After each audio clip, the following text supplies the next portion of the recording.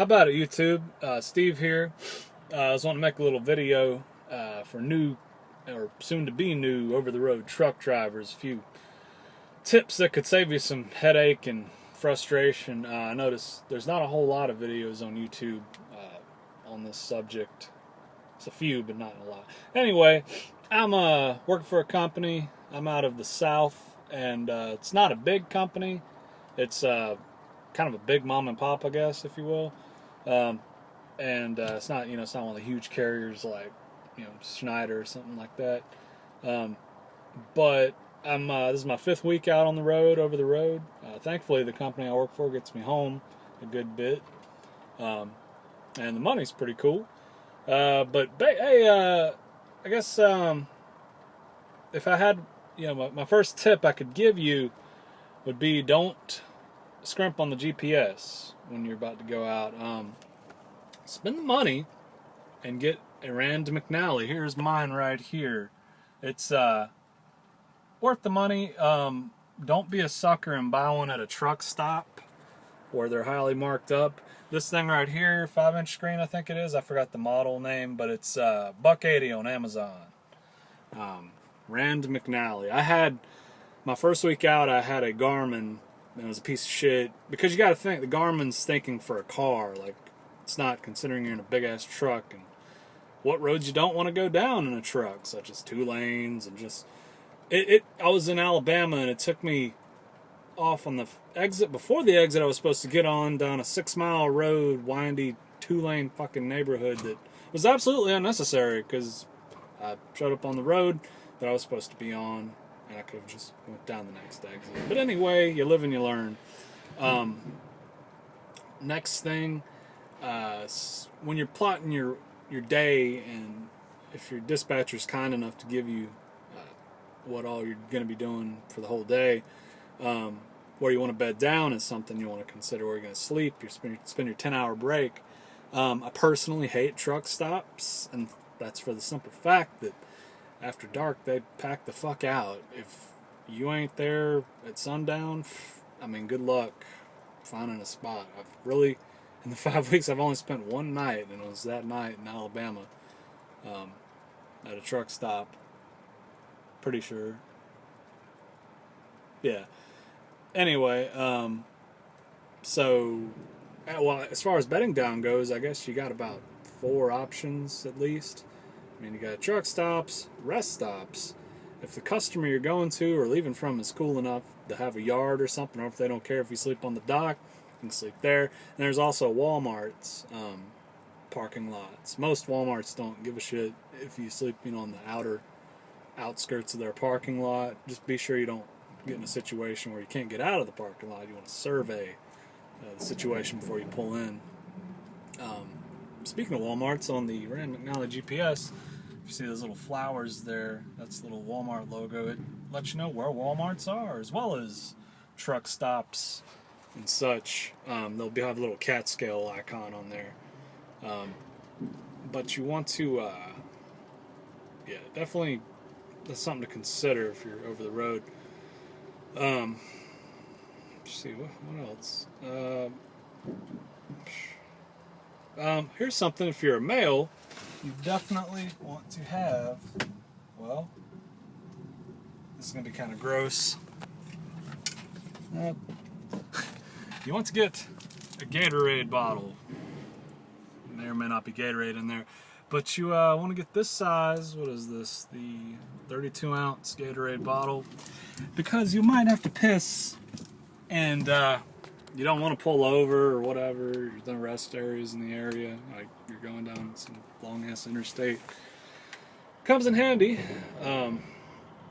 It's not, the safest thing to do, but you can wiggle your way into it. And, dump it on a yard or whatever.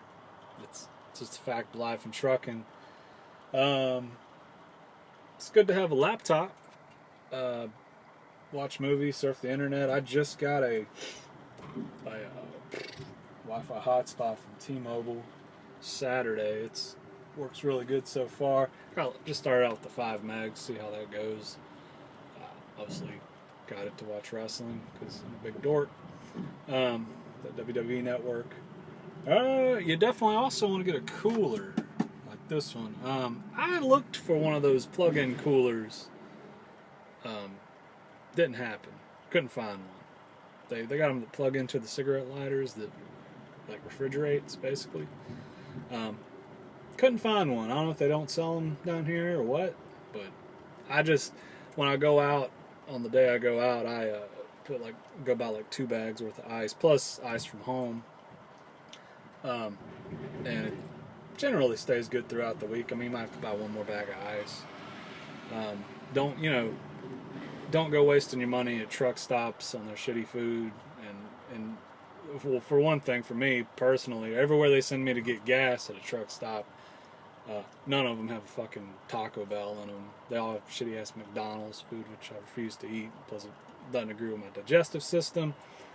Anyway, but I have seen a pilot with a Taco Bell. I was like, wow. Oh, too bad I just ate breakfast. Anyway, but basically, you don't want to spend a bunch of money on food because you'll go broke quick.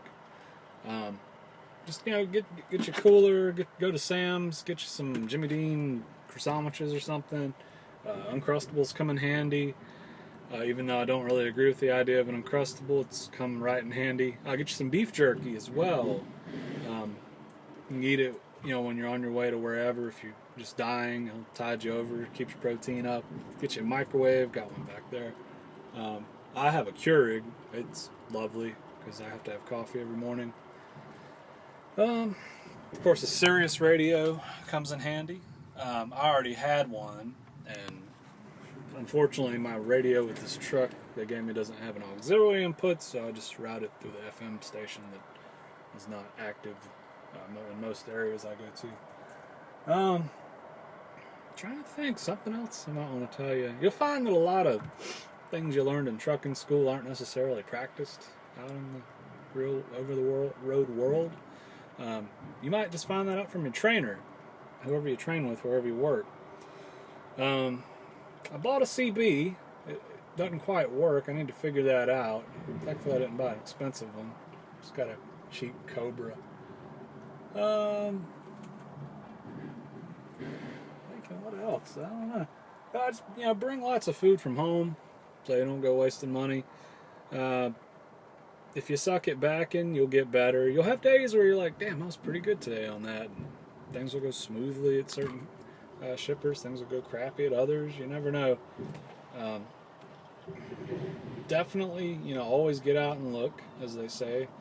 I mean, I have a bad habit of, when backing, just going way too extreme with the damn wheel. Just like, oh, I went too far, so now I'm way too over here. And just this and that, but you got to get a finesse to it.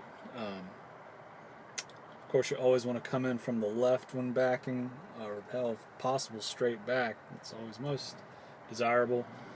Went to a dock the other day that all I could think of was the guy who designed this needs his ass kicked. Because you come in, it's from the right, and then it was packed all to hell, and it took me about 5 or 6 hours to get unloaded and loaded. I never want to go there again. Hopefully I won't. Yeah, if you have any tips for new drivers, for over-the-road truckers, list them down here in the comments. I'd help some brothers out. I don't know, maybe I forgot something. Well, so far so good. Yeah, that's about all I can think of. Yeah. But, yeah. Thanks for watching. Take it easy.